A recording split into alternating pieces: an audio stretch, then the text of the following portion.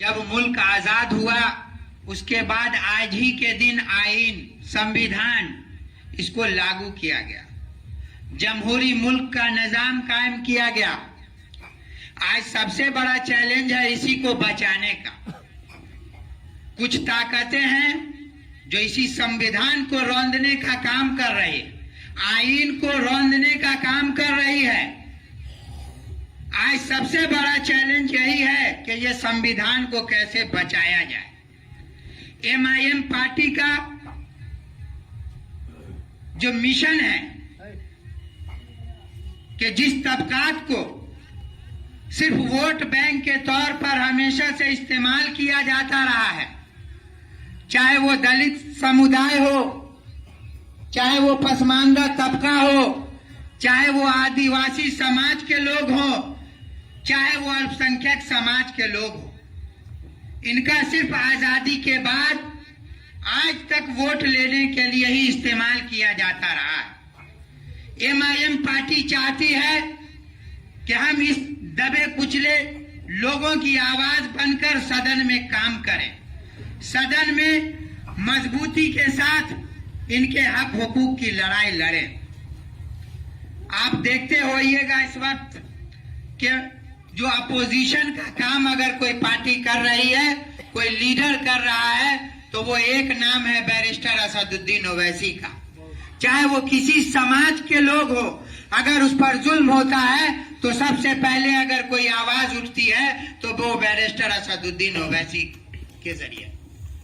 हमारा मिशन है, हमने बहुत सारी सियासी पार्टियों को देखा, मैं भी चाहता तो MLA MLC बन जाता, लेकिन मुझे ये बोलने का अधिकार वो पार्टी नहीं देती। इसलिए मैंने MIM पार्टी को चुना है कि 70-75 सालों में जिस समाज का इन लोगों ने वोट दिया, आज वही समाज भीख मांग रही है, लेकिन ये गूंगी बहरी सरकार उसको मेन स्ट्रीम में लाने से भाग रही है।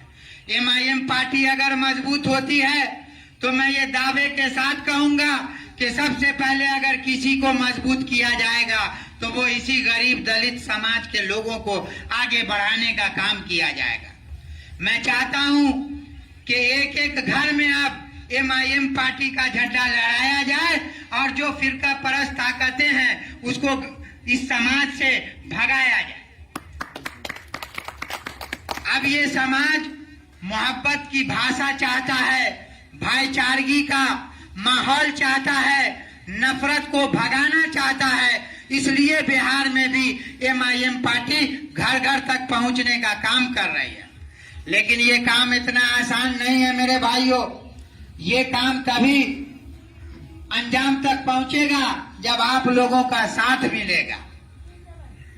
हम लोगों का मिशन है कि सीमांचल से निकल करके अगर ये पार्टी मिथिलांचल में आई है तो हम यहाँ से एक मजबूत प्लेटफॉर्म दे करके लोगों को जोड़ने का काम करेंगे।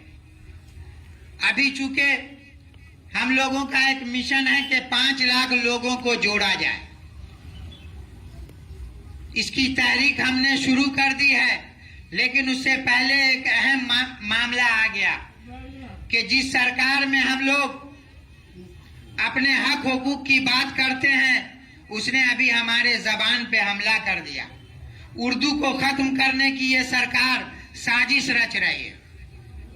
तो सबसे पहले हमें उर्दू को बचाना है। अभी अजमतुल्लाह साहब ने बताया कि अगर किसी कौम को खत्म करना हो तो उसकी जबान छीन लीजिए। आज ये जो मौजूदा हुकूमत है सबसे पहले आपके साथ यही काम करने जा रही है। मादरी जबान छीन करके आपको बेजबान कर देगी। सरकारी स्कूलों का आंकड़ा जब मैंने निकाला तो आज लाखों ऐसी सीटें खाली हैं जहां उर्दू के असातिज़ा नहीं। हमारी सबसे पहली लड़ाई यही है कि 26 फरवरी को जो दरभंगा के डॉन बॉस्को स्कूल से इस लड़ाई की शुरुआत की है, वहां हम ज्यादा से ज्यादा लोगों से अपील करने आए हैं कि आप 26 फरवरी को आए ताकि हम उर्दू को बचाने की जो ये लड़ाई है उसकी शुरुआत 26 फरवरी को दरभंगा से करेंगे इंशाअल्लाह। और हमारा मिशन है कि जो 1 लाख से ज्यादा सीटें खाली हैं, सरकारी स्कूलों में उर्दू के असातिज़ा नहीं है। सबसे पहले हुकूमत से हमारा मुतालबा है कि आप उस खाली सीटों को भर्ती करें। अगर आप नहीं करेंगे तो हम आपको सदन में आपकी सरकार